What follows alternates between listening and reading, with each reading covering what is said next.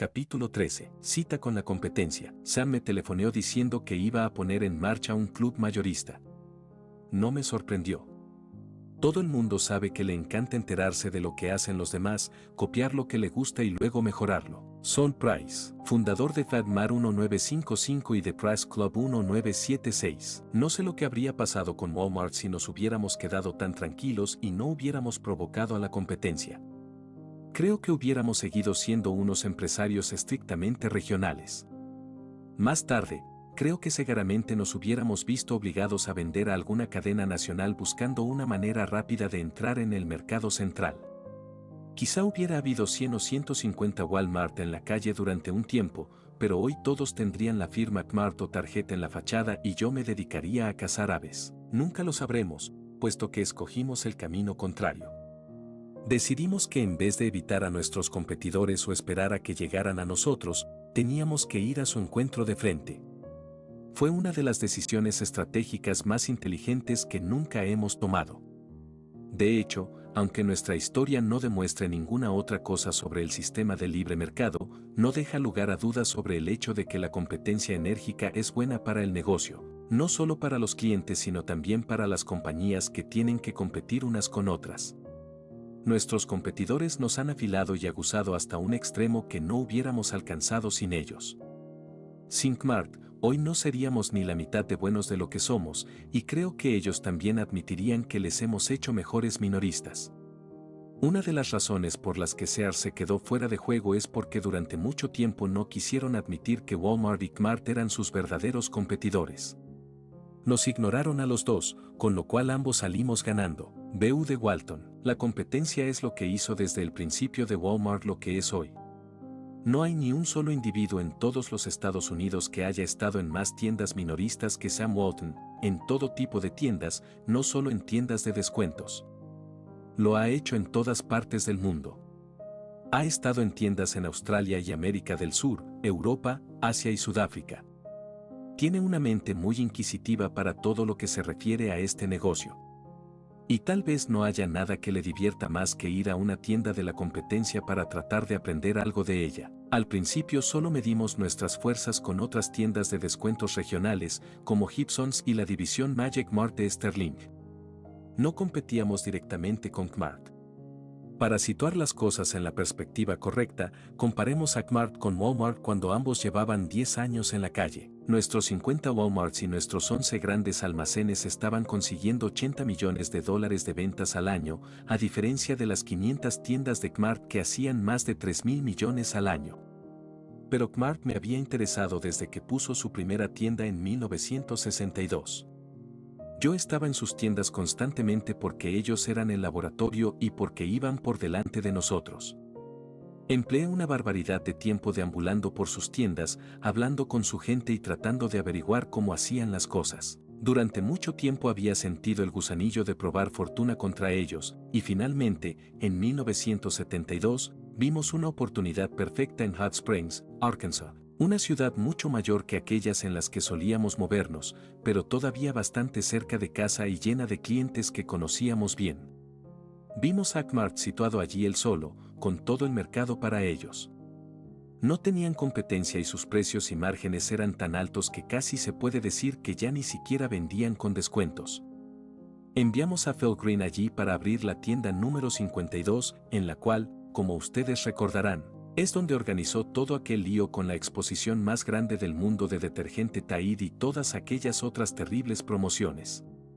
Rebajó los precios hasta el hueso y se apoderó de muchos de los clientes de Kmart. Por casualidad, era justamente por entonces cuando Harry Cunningham decidió retirarse de Kmart, que había fundado siendo presidente de SS Kresge.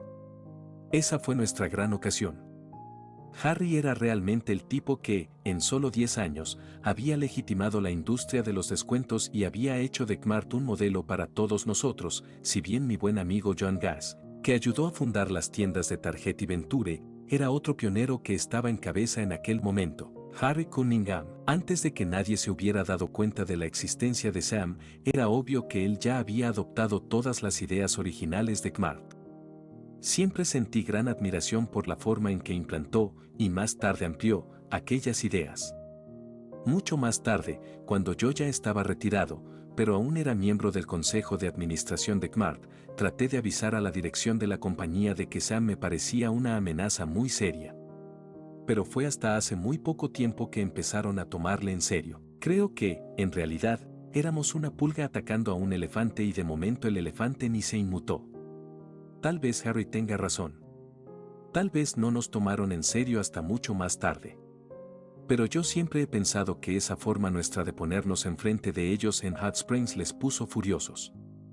Solo unos pocos años más tarde, alrededor de 1976 o 1977, nos llegó por fin el mensaje de que Kmart, con sus 1000 tiendas, pensaba que Walmart, con sus 150, había crecido demasiado para caber dentro de sus propios pantalones. De repente dispararon directamente en nuestro terreno abriendo tiendas en 4 de nuestros mejores pueblos, Jefferson City y Poplar Bluff, Missouri y Fayetteville y Rogers, Arkansas. Por aquella época, se estaban extendiendo de ese modo por todo el país y todos los de las tiendas regionales de descuentos estaban preocupados.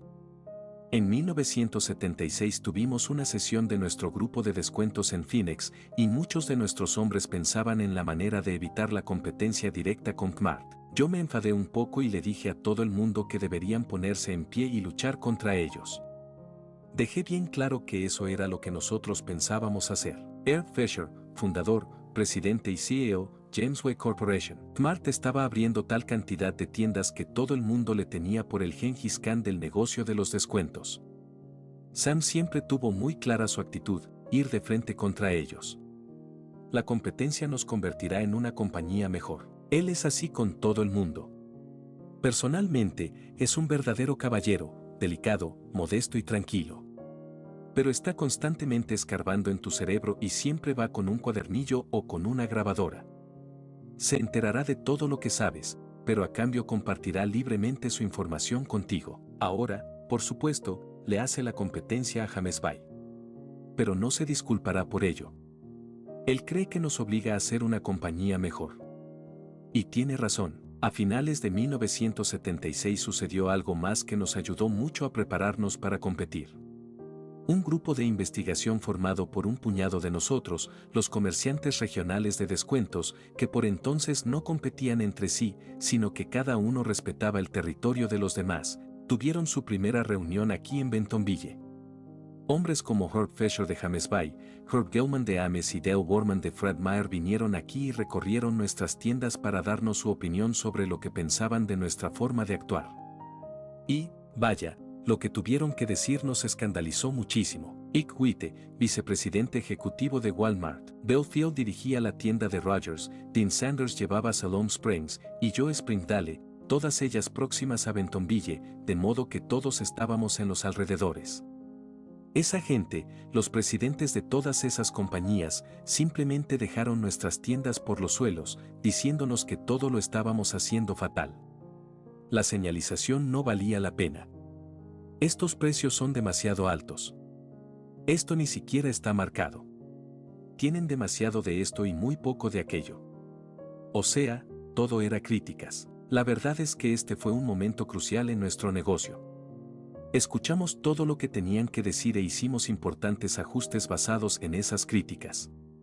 Eso nos ayudó a fortalecernos de cara a la competencia, especialmente contra Kmart, cuyo ataque contra nosotros fue probablemente el mejor acontecimiento externo de la historia de Walmart. Nos agrupamos todos y diseñamos un gran plan, un programa de promoción, un programa laboral y un programa de comercialización sobre cuál iba a ser nuestra reacción.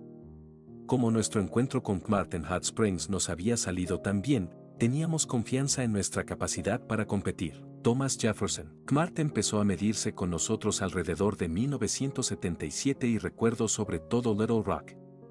Se enfrentaron con nosotros allí en North Little Rock, donde nuestra tienda número 7 había sido una de nuestras mejores tiendas.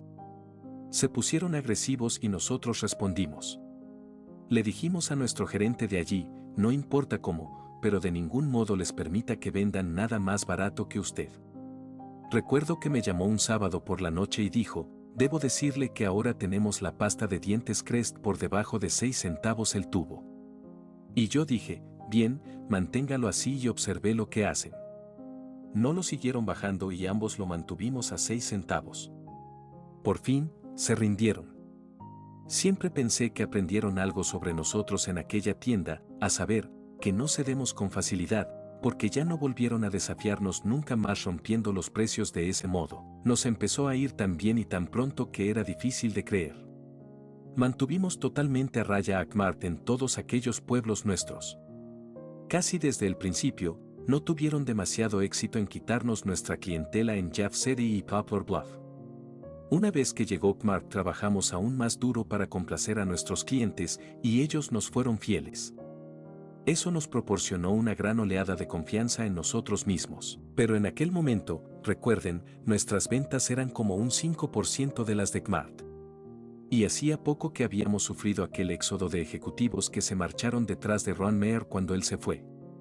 De modo que lo pasamos endiabladamente mal tratando de convencer a Wall Street de que nos apoyara.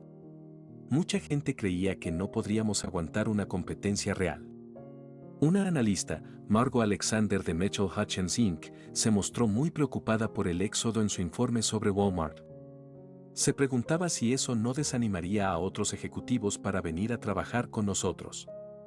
Decía que tal vez lo verían como un enfrentamiento inevitable con el empresario que nunca está satisfecho con ninguna otra persona que dirija su compañía, en otras palabras, yo.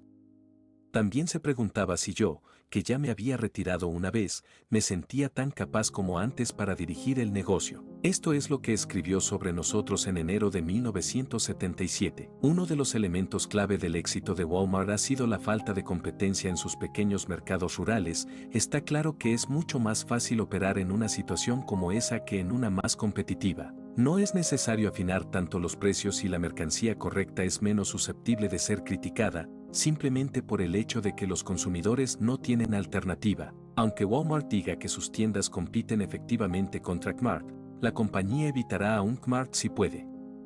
Si bien no esperamos que Kresge se lance a una verdadera invasión del actual territorio de Walmart, Kresge podría actuar lógicamente para contener la expansión geográfica de Walmart. Asumiendo alguna política de contención por parte de Kresge, Walmart podría tener serios problemas dentro de muy pocos años. Nos encantaría recomendar la compra de estas acciones. Pero por desgracia el futuro de la compañía parece incierto y creemos que Walmart es una de esas compañías nacientes que corren el riesgo a derrumbarse. Los informes como este no nos sirvieron de mucha ayuda, pero la verdad es que su análisis de la situación no era necesariamente tan equivocado como hoy lo parece. Todas aquellas cosas podrían haber resultado ciertas. Sin embargo, se le olvidaron algunos puntos clave. Su principal error fue la duda que ella tenía sobre el equipo directivo que siguió a Ron Meyer. Como ya he dicho antes, tener en la empresa a David Glass y a Jack Schumacher, ambos en cargos de responsabilidad, nos proporcionó casi tanto talento bajo un mismo techo como ningún minorista hubiera podido nunca esperar. En estos últimos años me he sentido enormemente orgulloso del hecho de que nuestra expansión más rápida, el mayor periodo de crecimiento de la historia de la venta minorista, vino justamente después de que todo el mundo pensara que teníamos el pavo ya cocido y preparado para que se lo comiera la gente de Kmart de Detroit. Otro detalle que se le pasó a Margo Alexander y a otros era que en el frente competitivo sucedía algo que era una gran suerte: los problemas de Kmart estaban empezando a aumentar. A finales de 1976 habían comprado más de 200 locales de tiendas dejados por la extinta cadena Grant y estaban sumamente ocupados haciendo todo ese trabajo. No solo eso, en aquel momento parecían tener una filosofía de gestión que consistía en evitar cualquier cambio, cosa que nunca funciona en este negocio. Estoy seguro de que la preocupación por Walmart estaba muy lejos de ser lo más importante en su lista de prioridades y algunas veces se me ocurre pensar en la suerte que tuvimos de no haber tenido que enfrentarnos en aquel momento con Harry Cunningham o con el equipo directivo que tenía Kmart por entonces. Aparte de lo que sucediera en Kmart, el nuevo equipo que teníamos en la plaza de Bentonville a finales de los 70 nos colocaba en una situación muy buena para la próxima década de crecimiento. Fue más o menos por esa época cuando muchos de los promotores de altos vuelos del negocio de los descuentos empezaron a luchar por sobrevivir. La economía nacional se debilitó a mediados de los 70 y la intensa competencia entre los verdaderos comerciantes empezó a dejar fuera del negocio a los que solo trataban de hacer dinero rápido. Cuanto más eficientes se volvían Kmart, Target, Walmart y algunos de los regionales, y cuanto más tropezábamos unos con otros en situaciones de competencia, nos volvíamos más capaces de bajar los precios. El porcentaje de margen bruto en esta industria, o sea, el precio con que se marca la mercancía ha bajado desde un 35% a principios de los 60 al 22% de hoy en día. Casi todo esto representa valor añadido y ahorro para los clientes que compran en tiendas de descuento.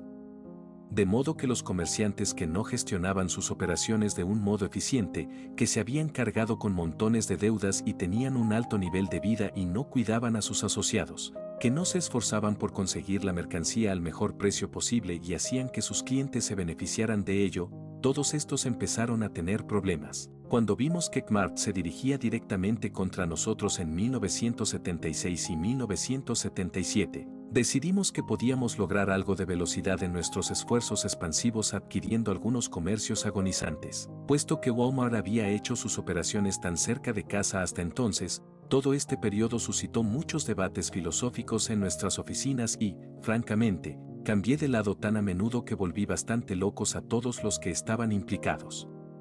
No tuve mayores problemas con nuestra primera adquisición real, que tuvo lugar en 1977. Mi hermano Bud y David Glass hicieron un trato para comprar una pequeña cadena llamada Tiendas de Descuento Morvalue en Illinois. Sus tiendas hacían un promedio de 3 a 5 millones de dólares al año por tienda y parecía un buen modo de sacar la cabeza en un nuevo territorio. Cerramos 5 tiendas y las 16 restantes las convertimos en Walmarts, lo que no supuso mucho revuelo para nuestro sistema. Seguro que eso no nos hizo ir más despacio porque 2 años más tarde, en 1979, con 230 tiendas en la calle, llegamos a los $1,000 millones de ventas por primera vez. De todos los hitos que alcanzamos, este fue probablemente el que más me impresionó. Tengo que admitirlo, estaba asombrado de que Walmart se hubiera convertido en una compañía de $1,000 millones. Pero no podía ver ninguna razón lógica para parar ahí e inmediatamente después se nos puso en el camino una nueva oportunidad de adquirir algo. Esta era bastante más complicada, pero nos ayudó a dar un salto geográfico que fue muy importante para nuestra expansión. Mucha gente del este que no sabe demasiado sobre Walmart todavía cree que somos unos empresarios de descuento sureños. Tal vez sea porque estamos en Arkansas, que mucha gente cree que es un estado del sur, aunque donde realmente estamos es más bien en el medio oeste. O tal vez sea a causa de la imagen tan hogareña que tenemos. Pero lo cierto es que hasta 1981 casi no teníamos tiendas al este de Mississippi. Éramos importantes en Arkansas, Luisiana, Mississippi y Texas, pero no teníamos nada en Tennessee, Alabama, Georgia o las Carolinas. No éramos ni mucho menos competidores en el sur. Por otra parte, las tiendas BK estaban empezando a ser un jugador bien situado en el sur. Con base en Nashville, Tennessee, Kun había empezado con un solo gran almacén hacía mucho tiempo, antes de 1920. Jack Kun y su hermano Gus habían convertido la compañía en un negocio de descuentos, habían hecho 1 o 2 adquisiciones y habían crecido hasta convertirse en una cadena de 112 tiendas concentradas en Tennessee, pero haciendo negocios también en Kentucky, Alabama, Georgia y Carolina del Sur, estados en los que pensábamos que nos podía ir muy bien. Nosotros éramos un poco mayores que ellos, pero ambos habíamos estado vigilándonos muy de cerca el uno al otro.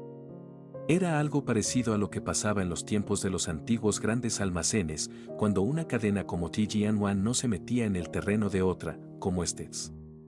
Sabíamos que, de un modo u otro, teníamos que dirigirnos al sur, y creo que nosotros les provocamos cuando cruzamos el Mississippi y abrimos una tienda en Jackson, Tennessee.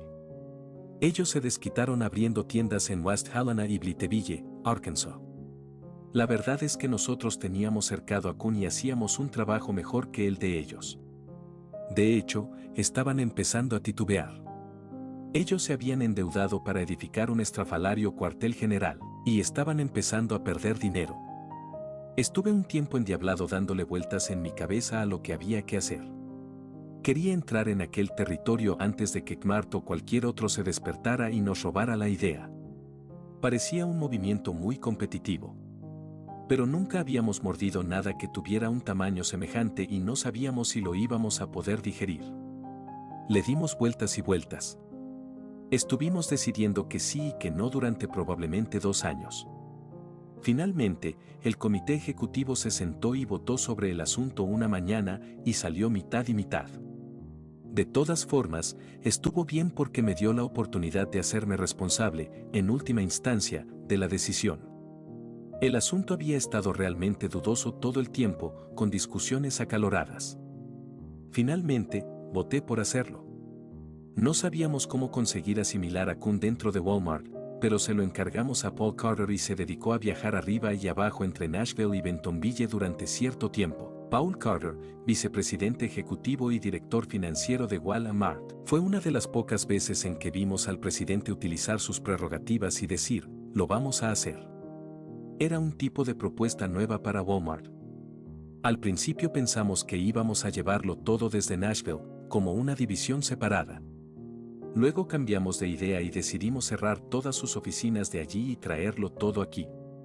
Era lo más lejos que habíamos estado nunca geográficamente y, mirando hacia atrás, creo que la decisión de llevarlo todo desde aquí tuvo gran influencia en la forma en que hemos dirigido la compañía desde entonces, con todos los gerentes regionales basados en Bentonville. Fui allí, a BK, pesando 190 libras y volví con 165.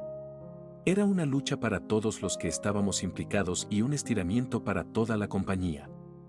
Pero no estoy seguro de que algo así no sea bueno para cualquier organización, llegado a un cierto punto. Jack Schumacher aprovechó la ocasión como una oportunidad para aprender y mejorar mucho sobre comunicación a larga distancia. Por muy duro que fuera, el asunto de Becca fue estupendo para esta compañía. Era como una oruga convirtiéndose en mariposa.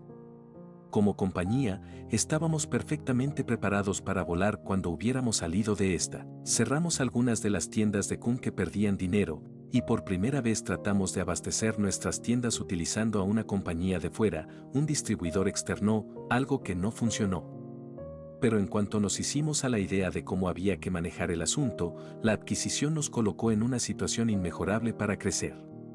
Como ya habrán visto por las cifras, desde aquel momento fue una explosión. Abríamos casi siempre 100 tiendas al año y más de 150 algunos años. Creo que el trato de Kun nos dio una nueva confianza de que podríamos conquistar cualquier cosa. No sé cómo me ve la gente de nuestras oficinas centrales, y soy consciente de que se frustran con la forma que tengo de decir una cosa y después otra en tantas cuestiones como van surgiendo. Pero yo me veo a mí mismo como un poco más inclinado que la mayoría de ellos a arriesgarnos. En algo como la decisión de Kun, intento jugar con las cifras a una especie de juego de qué pasaría si, pero por lo general tomo la decisión con las entrañas. Si se sienten bien, tiendo a ir a por ello, y si no, me echo para atrás. Algunas veces, por supuesto, eso me lleva a cometer errores. Hace unos años, a comienzos de los 80, por ejemplo, yo viajaba por todo el mundo fijándome en la competencia global en el negocio.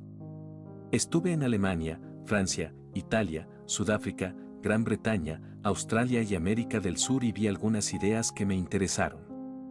Me quedé impresionado con las gigantescas tiendas de Carrefour en Brasil, lo que me llevó a empezar una campaña para poner en marcha aquí una idea llamada Hypermart, tiendas gigantescas con comestibles y mercancía en general bajo un mismo techo. Los vi en Europa y volví promocionando la idea con energía. Yo argumentaba que todo el mundo, excepto Estados Unidos, tenía éxito con esta idea y que deberíamos comenzar a desarrollarlo. Estaba seguro de que el siguiente campo de batalla competitivo se iba a desarrollar ahí. Por fin abrimos 2 Hypermart en el área de Dallas-Fort Worth, una en Topeka y otra en Kansas City.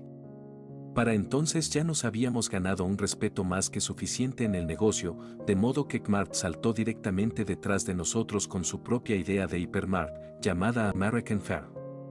Nuestros Hypermart no fueron un desastre, pero fueron una decepción. Fueron tiendas moderadamente rentables y nos enseñaron cuál tenía que ser nuestro siguiente paso, combinando comestibles y mercancía en general, una idea menor llamada el Supercenter.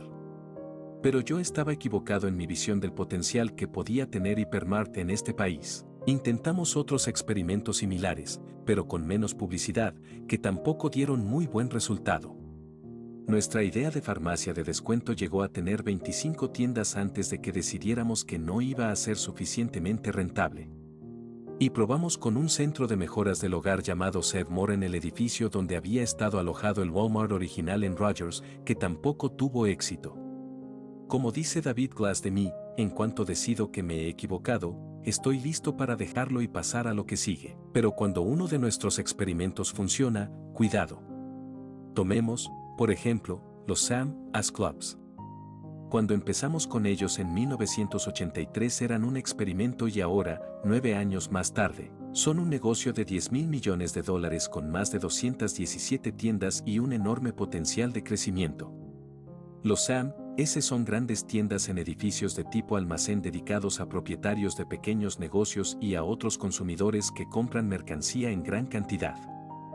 Hay que pagar una cuota para hacerse miembro y eso le da derecho al consumidor a comprar en Sam S, que tiene precios de mayorista para mercancías de marca y de gran calidad, desde calzado hasta cámaras fotográficas, relojes, mobiliario de oficina, salsas de cocotal y sodas. Si nunca ha visitado uno, tiene que saber que es muy divertido comprar y la gente que trabaja allí está un poco loca. Como en los viejos tiempos de Walmart, son capaces de hacer cualquier cosa en un momento con tal de mover la mercancía. Igual que en los descuentos, lamento decir que no se nos puede atribuir ningún mérito en cuanto al invento de la idea del club mayorista. Sin embargo, póngase en nuestro lugar por un momento y podrá ver por qué tuvimos que robar la idea a los que la desarrollaron. Estábamos a principios de los 80 y llevábamos unos 20 años en el negocio de los descuentos. Solo seguían en el negocio los empresarios eficientes, porque los precios y los márgenes habían ido cayendo rápidamente durante todo ese tiempo. De pronto nos dimos cuenta de que había una nueva clase de subdescuentos que destrozaban nuestros precios, almacenes con muy pocos gastos, generales que vendían con márgenes bastante más bajos que el 22% del negocio de los descuentos, un 5 o un 7%. Puesto que bajar los precios cada día nos había llevado tan lejos, teníamos que explorar este negocio. Sobre todo, desde que supimos que Sol Price, uno de los pioneros originales de los descuentos, estaba detrás de esta idea. Había empezado con sus tiendas Price Club en 1976, de modo que un día de 1983 fui a ver a Sol en San Diego. Le había conocido antes, una vez que mi hijo Rob y yo le llamamos. Esta vez, Ellen y yo estábamos ya en la costa oeste para una reunión de los comerciantes asociados, de modo que nos las arreglamos para cenar con Sol y Ellen, su mujer, en Nubox. Y tengo que admitir que en aquel momento no le dije que iba a copiar su programa, pero eso fue lo que hice. Me volví a casa y fui a Oklahoma City, donde alquilamos un viejo edificio por unos 90 centavos el pie cuadrado, o quizá por 75 centavos. Lo remodelamos y, para dirigirlo, reunimos a un puñado de inconformistas que estaban infravalorados en Walmart. Teníamos 2 o 3 gerentes de compras. Los animamos a hacer un programa y un diseño y a poner en marcha el asunto. Abrimos nuestro primer club en 1983. Había el mismo sentimiento de caos y excitación que en los primeros tiempos de Walmart. Y desde el principio hicimos algo diferente, tratando de separar la mentalidad del Sam As Club de la de Walmart. Uno de los hombres que elegí fue Rob Boss. En Walmart no estaba considerado como un gran talento de la gestión porque siempre estaba nadando a contracorriente más tiempo del que pasaba dejándose llevar por ella. Era una especie de agitador. Rob Boss, primer gerente general comercial de Sam's Club, de entrada, le dije a Sam que había un montón de gente que se daba importancia en la empresa y que tenían que entender que nosotros íbamos a dirigir nuestra propia red comercial.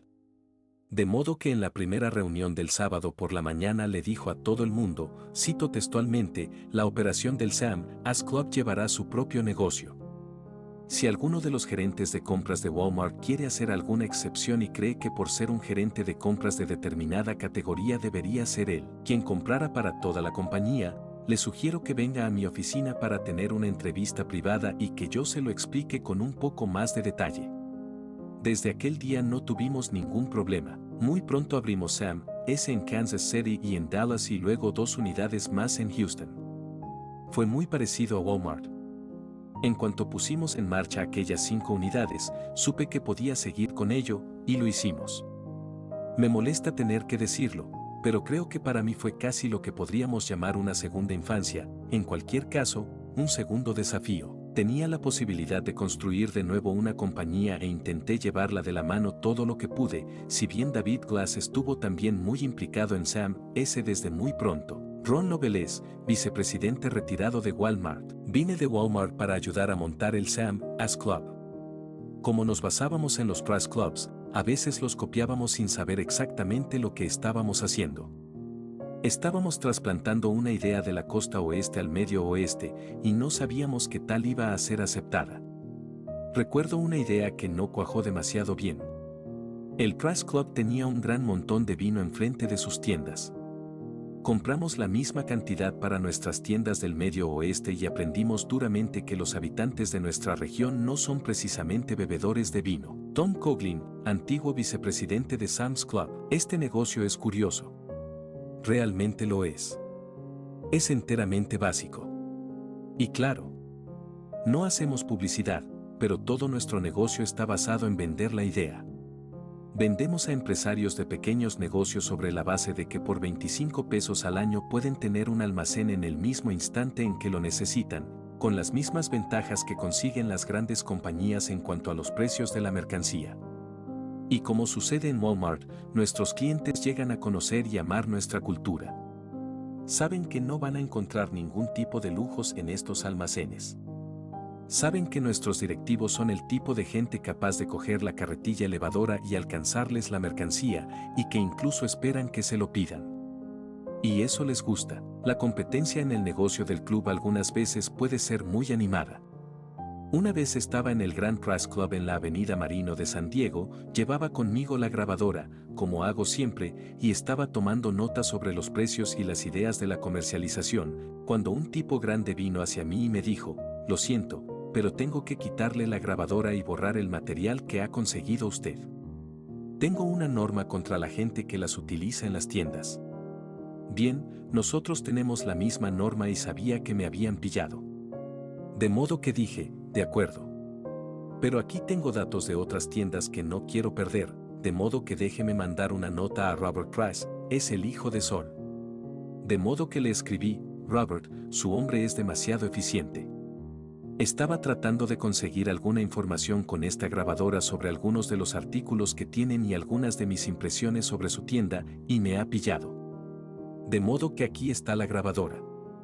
Si quiere oírla, ciertamente tiene usted ese derecho, pero tengo otro material en ella que me gustaría que me devolvieran".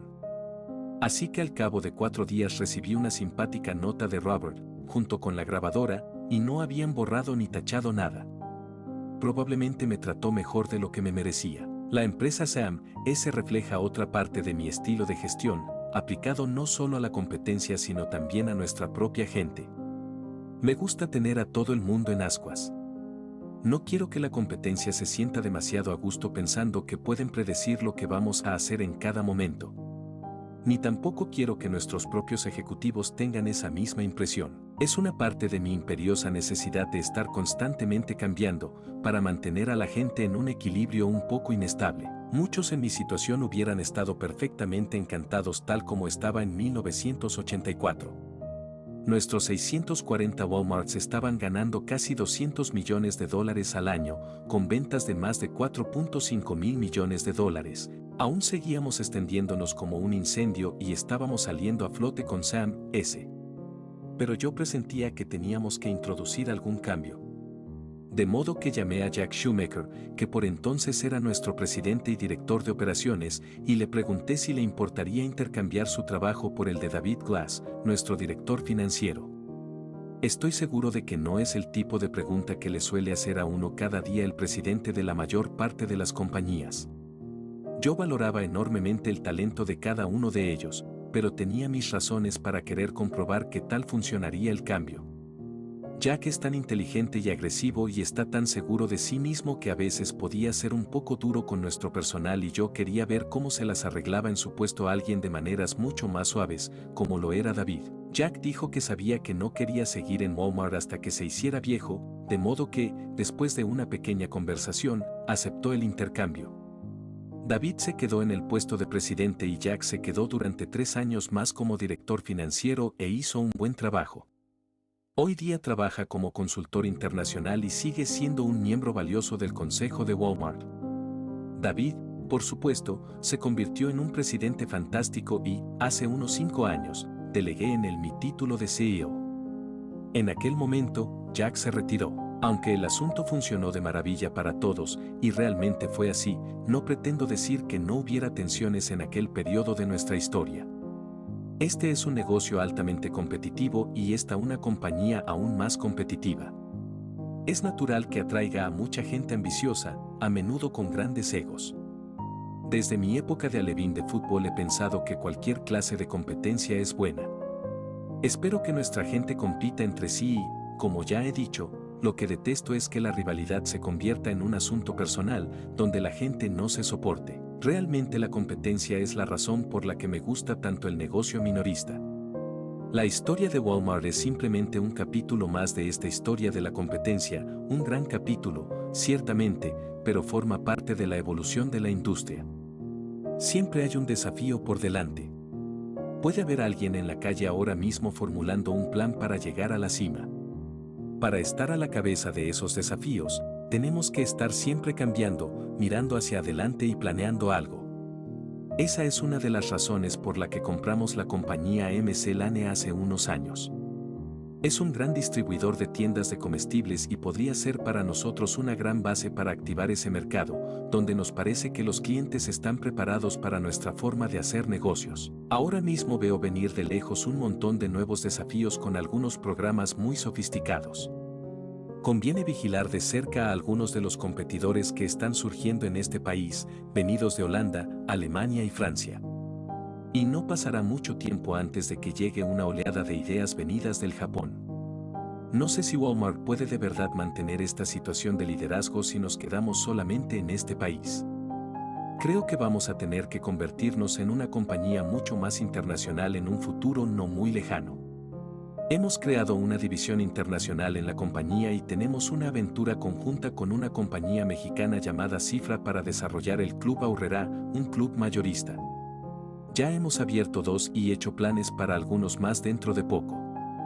Absorber en la compañía agentes de otras culturas rápidamente y sin traumas representará un verdadero desafío para Walmart en un futuro próximo, pero nuestros hombres están preparados. En el frente doméstico, la competencia en el negocio de los descuentos ha aumentado enormemente en los últimos años.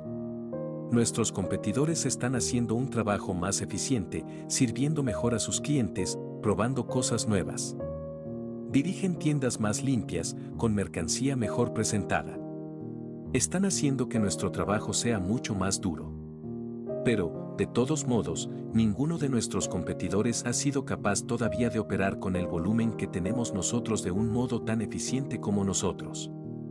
No han sido capaces de mantener su estructura de gastos tan baja como la nuestra, ni de conseguir que sus asociados hagan todas esas cosas extra por sus clientes que los nuestros hacen como algo rutinario, saludarles, sonreírles, ayudarles, darles las gracias. Y no han sido capaces de mover su mercancía con tanta eficiencia, ni de mantenerla almacenada tan eficazmente como nosotros. Si alguien es capaz alguna vez de alcanzarnos en cualquiera de esas áreas, tendremos de qué preocuparnos. Hasta ahora, nadie ha sido capaz de hacerlo.